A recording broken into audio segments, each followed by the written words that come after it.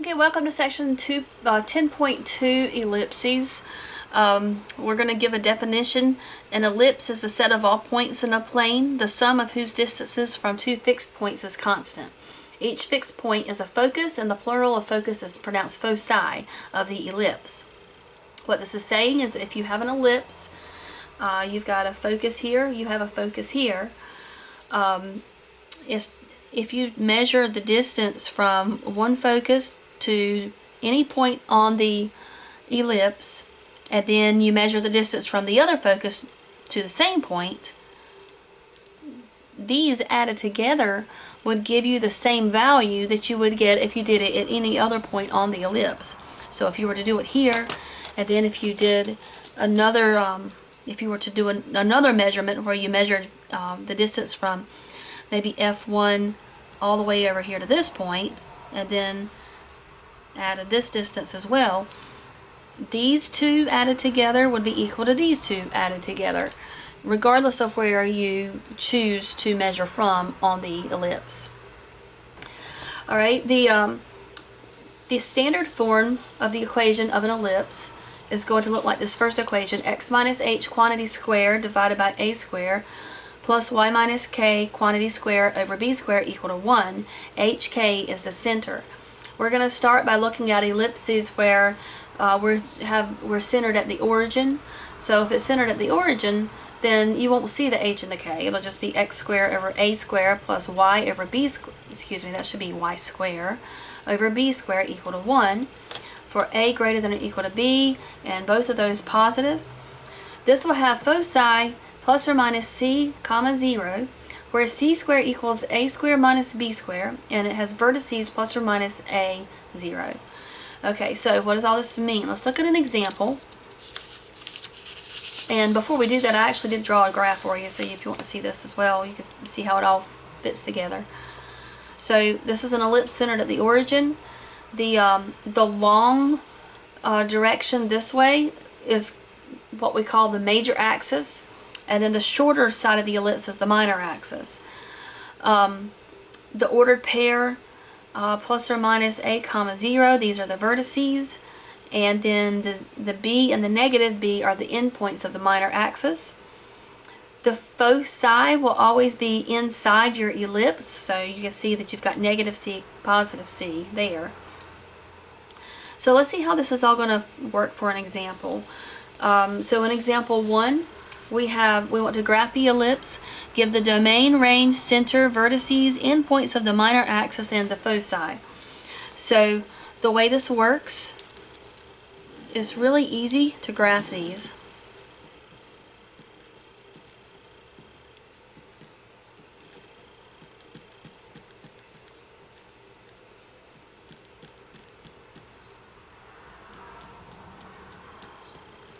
We start by looking at the denominator. So here we have x squared over 9. Alright, this denominator is our a squared. So we have a squared equal to 9. So a is equal to 3. So a will always be associated with the x-axis. So if you go to the center of the ellipse, which, I'm sorry, we didn't mention this, but the center is at 0, 0, just because you don't see the h or the k values in here. You don't have any parentheses. So we can say that our center is at 0, 0. So we're starting from here. So we got a is equal to 3, so that tells me how far to go to the left and the right from the center. So I need to go 3 spaces to the right and 3 spaces to the left to get the endpoints or the vertices. And then for b, okay, we have this denominator is a 1, so we have b squared equals 1, and that means b equals plus or minus 1. So b will always be associated with your y-axis, so that means you can go up 1 space and go down 1 space from the origin, and this gives us the endpoints for the minor axis, and these are the vertices. We know these are the vertices because this is the longer side. So we can connect these.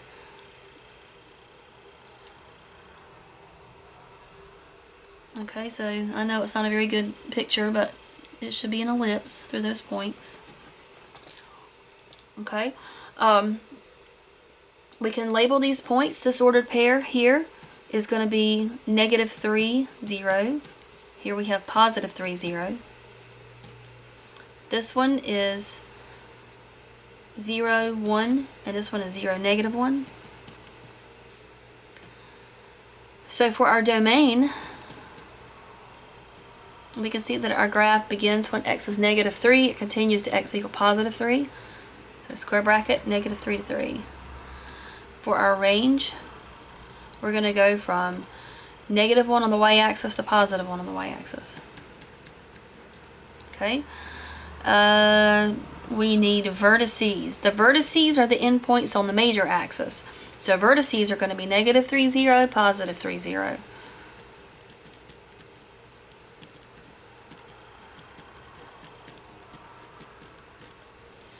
Endpoints of minor axis. I'm going to abbreviate this one.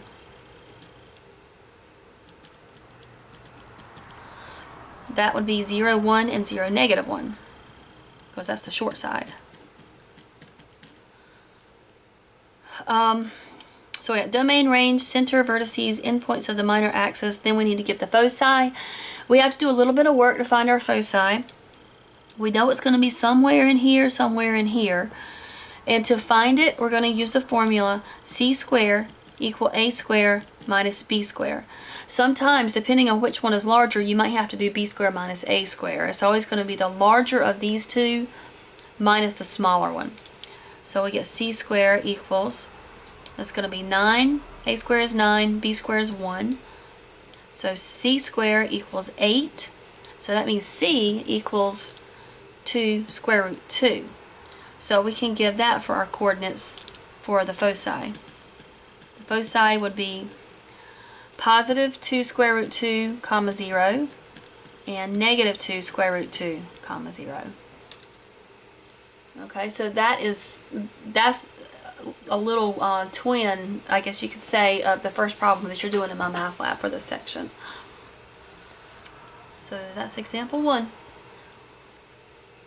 We'll go on to example 2. Example 2 is a little bit trickier because this one is not centered at the origin. Now we're going to go through all the steps pretty much the same, but we just have to keep in mind that our starting point is not 0, 0. So same directions as before. We need to start by finding the center. So center is going to, remember, this is your H and this is your K, and your formula has minuses already in it, so you're going to take the number after the minus. So the center here is +2, +1. So we'll draw that first. And I'm going to zoom out a little bit so you can see better. Alright,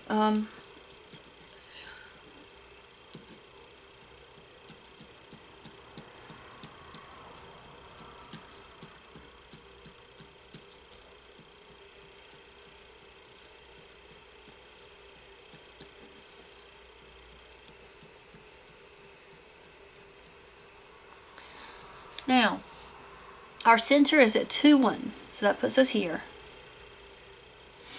Alright, so when we go through the process of doing the A and the B, counting up, left, right, down, we're going to do it from the center this time instead of from the origin.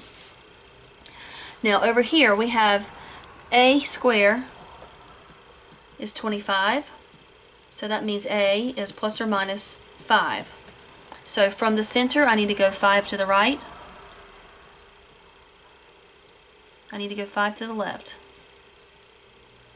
You may find that graphing paper is very useful for these problems because it's going to be a little bit harder to, if you have to be really careful because you're going to be giving the coordinates of these outlying points. So I'm putting little dots just to kind of help me so where they are. B squared, I have 4. So that means B is plus or minus 2. So go back to the center. I'm going to go up 2 and put a point. I'm going to go down 2, put a point. So these are the endpoints and the vertices.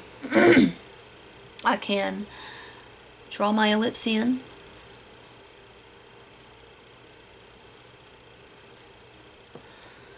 And I'm going to label the points that I've just found. So over here, this one would be at 7, comma 1. Over here I'm going to be at negative 3, comma 1. And then this point puts me at 2, comma 3. This point puts me at 2, comma negative 1. Excuse me. Now, we want to give the domain, so we can do that. Domain goes from negative 3 to positive 7.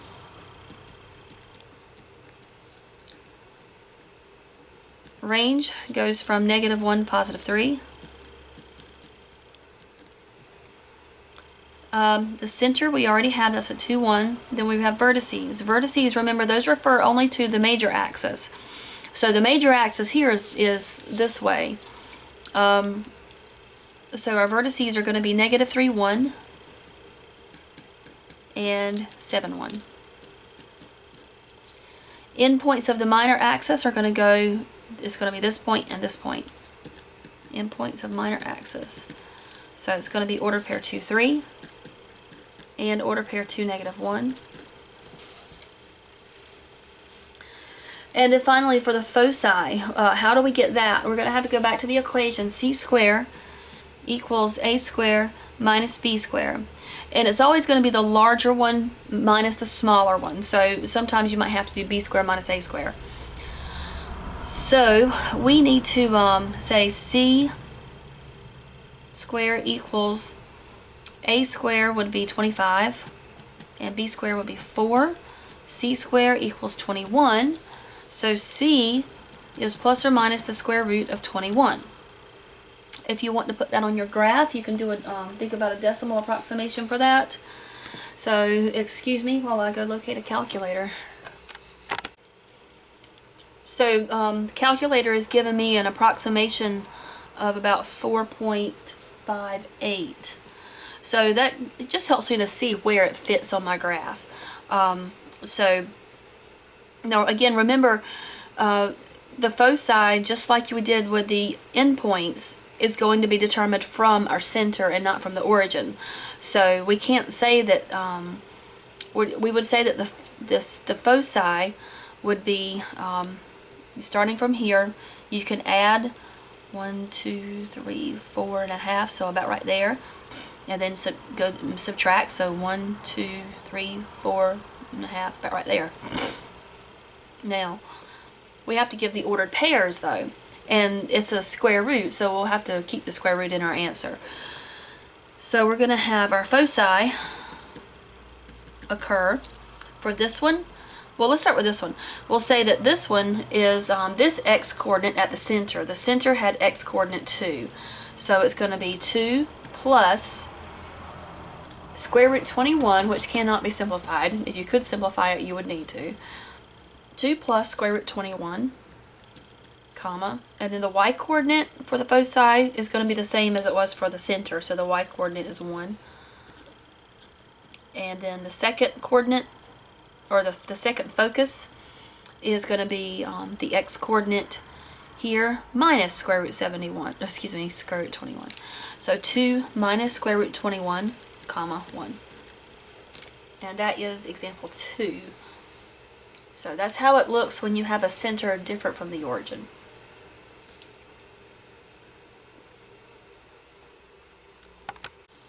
Okay, example 3.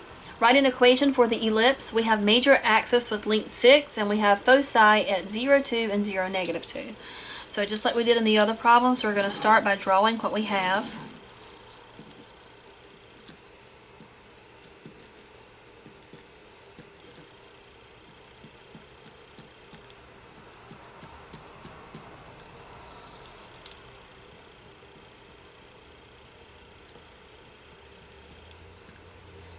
So we have foci at 0, 2 and at 0, negative 2. Alright, because the foci are sitting on the y-axis, that tells me that my major axis is also the y-axis. It also shows me that the center is actually at the origin this time, because the center is always halfway between the two foci. So this is our center here. So we can So what do we need? We need endpoints for this thing, and we do not have any endpoints yet. We know that this is going to be the longer side this way, so it's going to be something like this, and then it's going to be shorter this way. How can we get the vertices of the major axis? Well, we are told that the major axis length has a total of 6.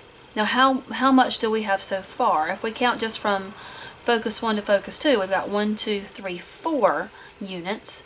To get length 6, we need to go down one more and up one more. And we can label these so we can see that the vertices are occurring at 0, 3 and 0, negative 3. And then our foci are occurring at 0, 2 and 0, negative 2. So the only thing we don't have now, in terms of a graph, we don't have endpoints for the minor axis. We don't know how fat this thing needs to be, but we know it's going to be, this distance is going to be smaller than this distance is. So how can we get b? Well, we can go back to our c squared equals a squared minus b squared. We just have to make sure that we are setting it up so that the larger one comes first. Also, I think I forgot to mention this, but the standard form for these, the a and the b, can be flipped around depending on which way the ellipse is running, or which way the major axis is positioned. So you could have, if you've got an ellipse that is a horizontal position, like most of the ones we've done so far, the formula here will be x minus h quantity square plus y minus k quantity square. Okay, the x minus h is over a square, y minus k is over b square, all equal to 1. This one is going to be a vertical one. So with the vertical ones, the a and the b are going to get flipped around. So it's going to be x minus h quantity square over b square plus y minus k square over a square equals 1. Okay, so the only purpose, the reason that these are getting flipped around is so that the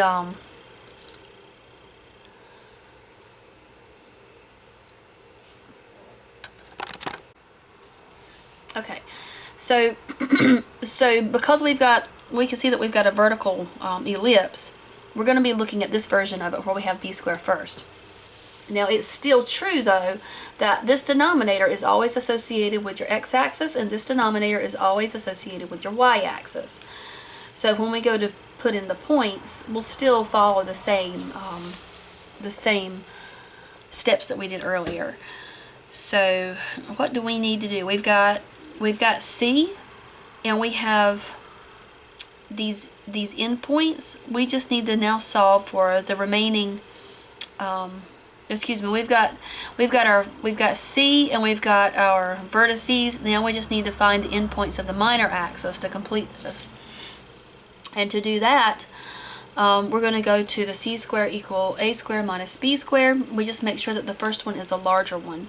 So what is the distance from here to the origin? This distance is going to give us 3.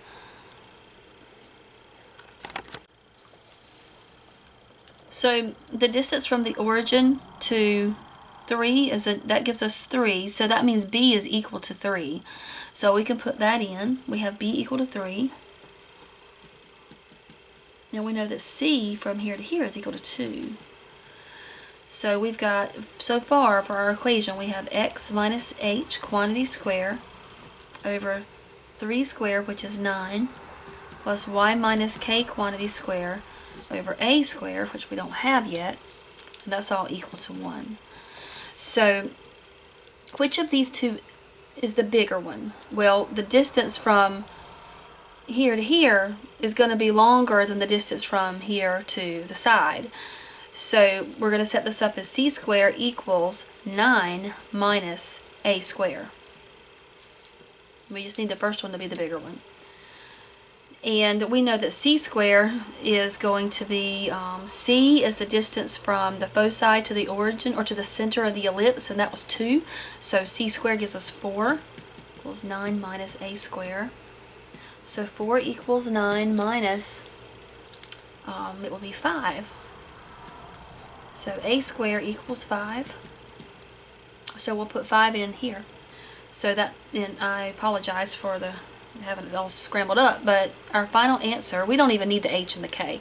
So our final answer, with it being centered at the origin, gives us x squared over 9 plus y squared over 5 equal to 1. And that's it. That's our equation.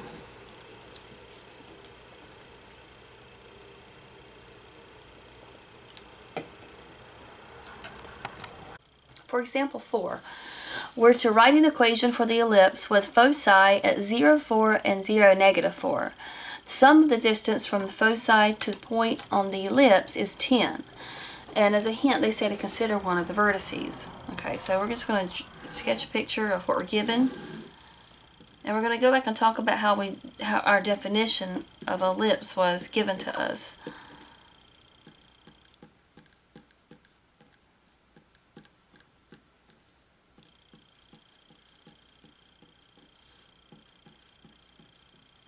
Okay, so we have a focus at order pair 0, 4, and we have a focus at order pair 0, negative 4.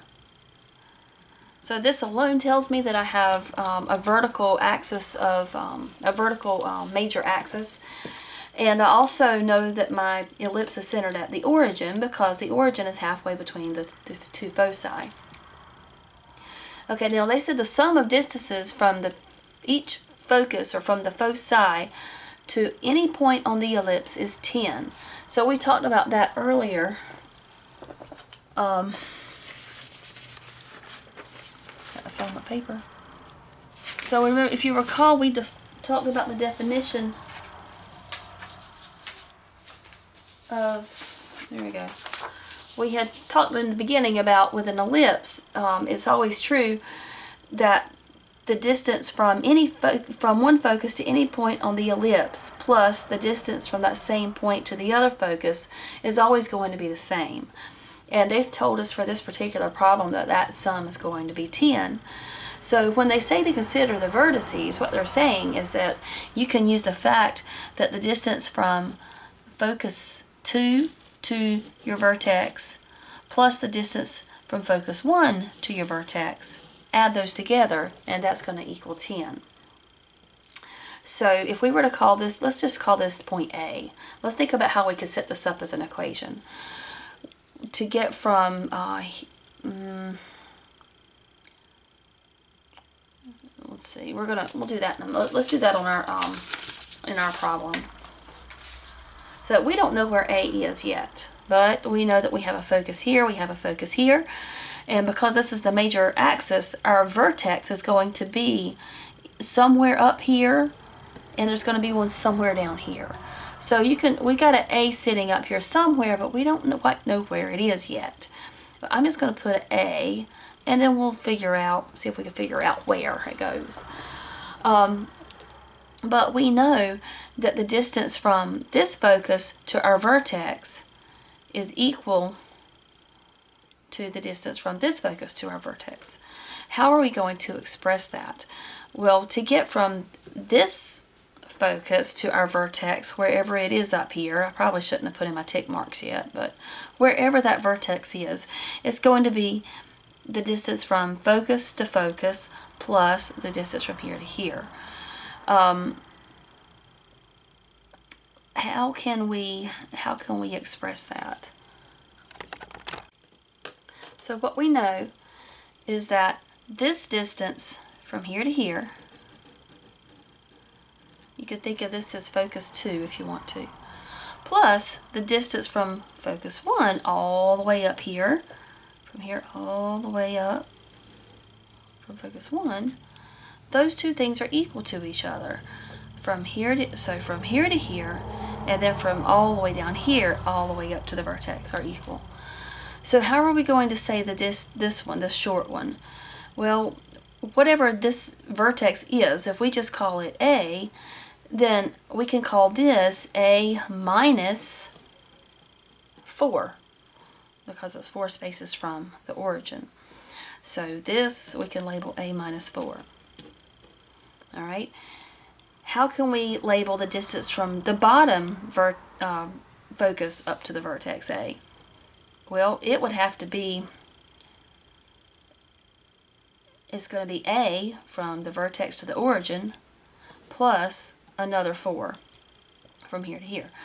So we can call that A plus 4. So that means that we can set this up by saying A minus 4 plus A plus 4 equals, and they gave us the sum of 10. So solving that for A, I can drop my parentheses. That gives me 2A. These cancel. And so A equals 5. Okay, so that means my vertex, I have a vertex at 0, 5. And I have a vertex at 0, negative 5. Okay. Alright, now we have to write the equation. So we've got our center, 0, 0. We've got A, which is 5. We've got C. What is C? It's the distance from the origin to one of the foci. So C is 4 because it's going to be, well, we were given those points. So we have C equal 4.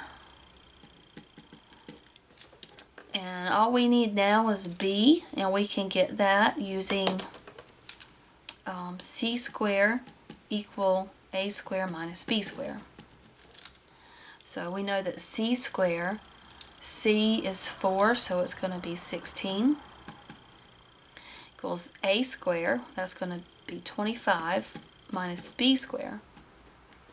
So what is B squared? Well, 25 minus 9 is equal to 16. So B squared equals 9 and B equals 3. So we have x squared over 9 plus y squared over B squared gave us, A squared gave us 25 equals 1. That's our equation. X squared over 9 plus y squared over 25 equals 1.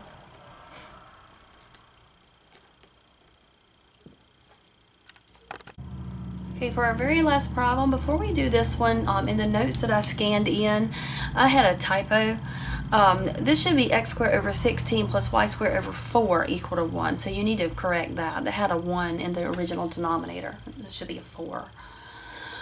So we are asked to determine the two equations necessary to graph each ellipse, or this ellipse, using a graphing calculator and graph it in the viewing window indicated. So we're going to, these windows here, the first one is going to be your x window, negative 6.6 to 6.6, and then the y window would be from negative 4.1 to positive 4.1. So what happens here is you can absolutely type this into your calculator, but you're going to, when you go to type it in, you notice that it's asking you for a y equals, that you have to put it in terms of y. So that means we have to solve our problem for y. And we're actually going to get two equations that we need to type in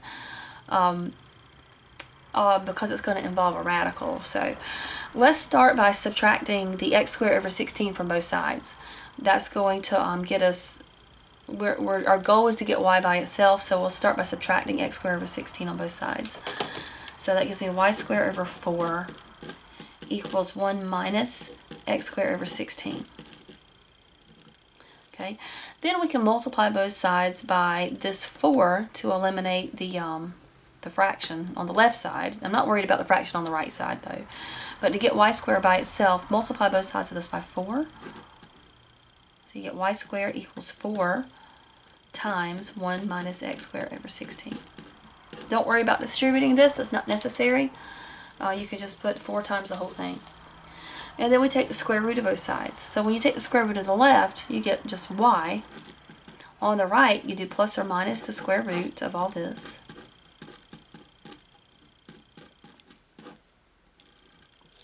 Okay. And it needs to be in simplified form, so but with this being multiplication, get the square root of 4 times the square root of all this stuff. And of course the square root of 4 is 2. So you get y equal plus or minus 2 times the square root of 1 minus x squared over 16. So this gives us our two equations. We're going to type both of these in, and we're going to make sure we've got the correct window settings on our calculator. So you're going to go to y equals. You're going to type in positive 2 times the square root of 1 minus x squared divided by 16. Enter. And then you're going to type in negative 2 times the square root 1 minus x squared over 16. And that's not right. Not sure what happened. So let me do that again. So I got y sub 2 is equal to negative 2 times the square root of 1 minus x squared divided by 16. Okay. Then I need it, before I hit graph, I'm going to go to my window settings. My window settings may already be correct, because, nope, they're not. Okay, my x minimum is negative 6.6. My x maximum, so enter and then put in 6.6 for x max. And then go down to y min, that needs to be negative 4.1. Enter, positive 4.1. And now we can graph. And there we are. Now you will be doing this in my math lab, so I think this one might be a multiple choice.